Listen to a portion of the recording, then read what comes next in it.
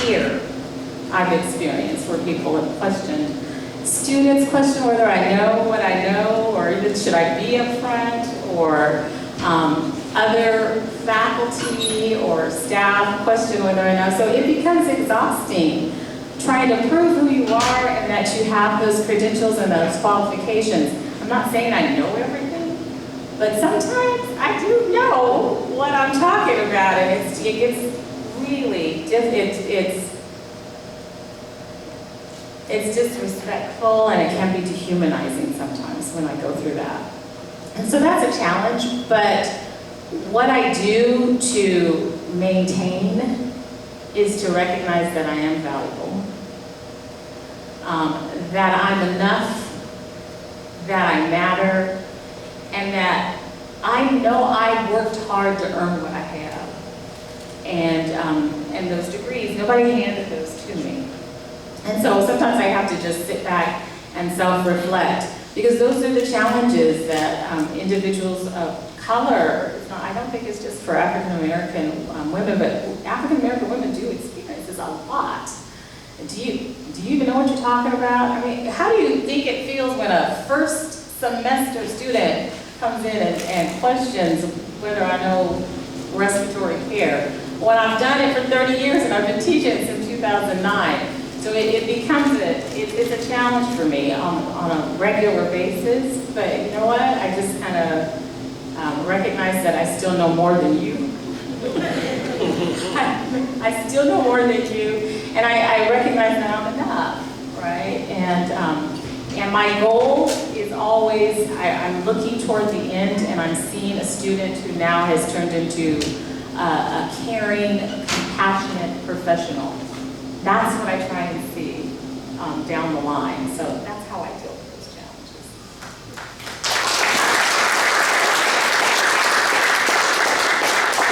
Can I add something to that? Yes. Because people also make a lot of assumptions about what you know and what you don't know.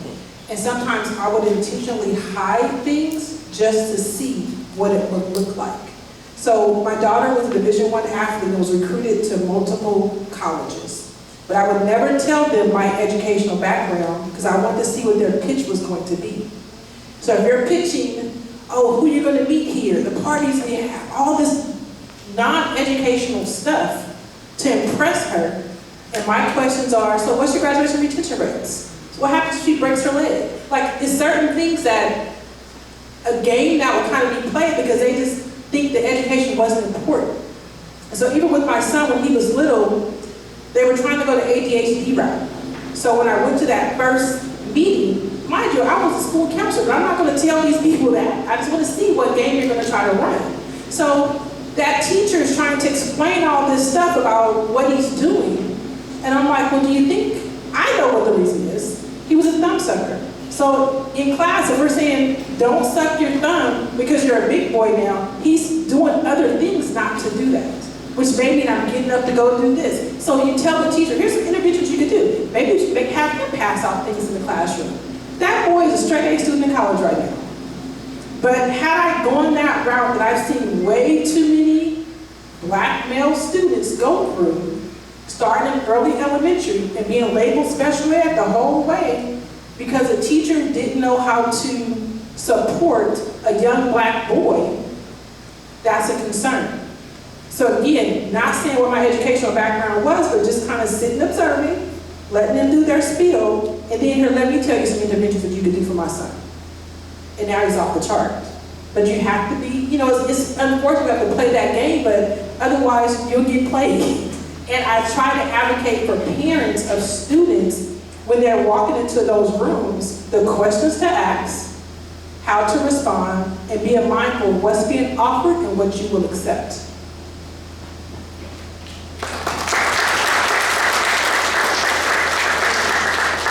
Is it important to advocate for others, but you know what else is also important? It's also important to advocate for yourself. And it's important to have some positive self-talk, right? I do a lot of talking to myself. I cannot even tell you that I don't talk to myself. When I first started working with my staff, they'd always say, are you talking to me? Who are we talking to in here? And I'd be like, I'm just talking to me. But I have a lot of positive conversations with Dejanay. I I'll be in my office saying, look at Dejanay doing stuff today. Look at, you're so smart, Dejanay. Look at that. That's a great idea. Just hold conversations that consistently tell me that I am a good person. I am smart. I am capable, right? And so not only do you need to be advocating for others and paying attention to what's going on in the room, but you need to be doing that in your own mind. If you're constantly telling yourself, oh no, I can't do that. I'm not gonna be able to make this happen. And then you're hearing it from other people who are questioning you, then you're gonna have a lot of questions. So in your own head, when people are giving you negative things or telling you what's going on, you should be telling yourself, oh no, I'm gonna pass this class. Oh no, I'm too smart for that. Oh no, I'm gonna make this happen. So that you have constant positive talks for yourself. Now we've come to the end of our discussion and I've appreciated our time with us today. And before I kind of allow the panel, if they want to say a couple of last words, do we have any questions in the audience? Don't be scared. If you have, go ahead and ask a question.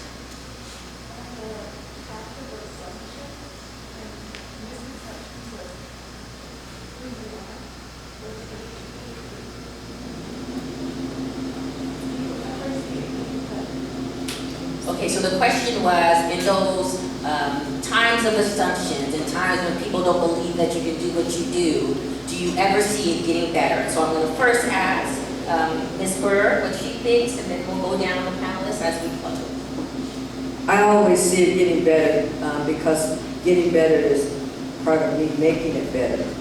And going back to self-talk and things like that, you control what you feel about yourself more so than anybody else. And learning to have confidence, more confidence in yourself and other people is important too. So again, the self-talk and staying around positive people that say things to you that inspire you as opposed to tear you down.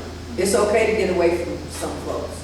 You know, everybody doesn't qualify to have their time and attention and space. So you know what you need more than anybody else. Take responsibility for getting it. That's another gem. Everybody doesn't qualify. You need an application to apply for my life. And listen, I might deny you. Come on back after you got yourself together and we can see if you're able to qualify. Is there anybody else on the panel who wants to add to that?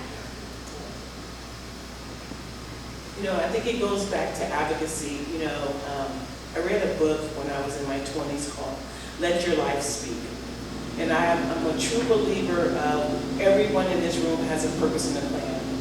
And all you have to do is just figure out what your purpose and your plan is. And not copy somebody else's plan, but just be true to who you are, right? And navigate and walk the path that was designed for you, pretty much, right?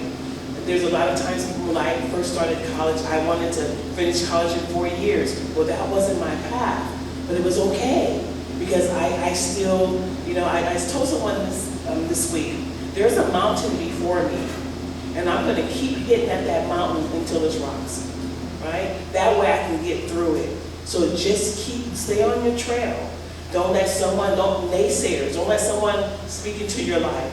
You speak into your own life, speak to yourself, let your life speak, and let your light shine, because everyone has a light inside of them.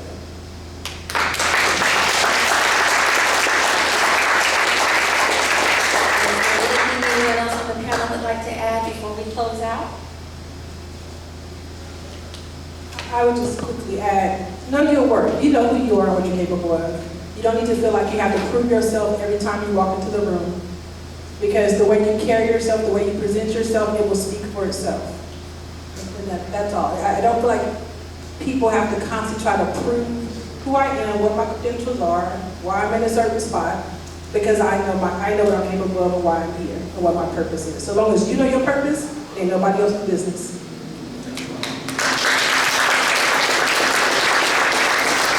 Well, I'd just like to thank my panelists today. It's so wonderful to hear from women who have so much experience and so much to give. And it's especially wonderful to hear from Black women who face a specific journey as they walk on this earth. And I appreciate all of you taking the time to come out and spend some time with us and to learn from us and be willing to be open and to grow. And I encourage all of you to, if you see us walking around on campus or out in the community, to say hello. If you need help, to say I need help, to visit where we're all at. And not only that, but to take a look at what's going to be happening for the rest of Black History Month. Now let me be honest, Black History is 12 months out of the year, but we like to highlight it. So the campus has taken some time to really educate us on some of our African American history and culture and all of the things that make us quite beautiful and wonderful and fun to be around. And so I encourage you to participate in these events and to ask questions and to not be afraid and to listen to the advice that you receive from these panel participants and to take those out to the world and believe in yourself, right? And to mostly remember this. I tell people this all the time. I love advocacy. I love the people here. I love the things that we do. And the reason why I love it is because even when we're arguing, all I hear is, no, I care about students. No, I care about students. No, I think this is how students can do it, right? People here really care about you. If you run into somebody who does not care, they might be having a bad day. If it happens twice, come see me so we can figure out why that person is having a bad couple of days. But remember that we want you to be successful. And more importantly, you're here because you want to be successful. You don't have to be here. K through 12 is required. All of this is not. And so when people try to tell you anything that you're being told, you tell them, no, I'm a winner because I win every day. Because I'm betting on me. That's what you're all doing by coming to this school. You're betting on yourself, and you cannot lose if you bet on yourself. So thank you all for joining us today. I hope you have a fabulous night.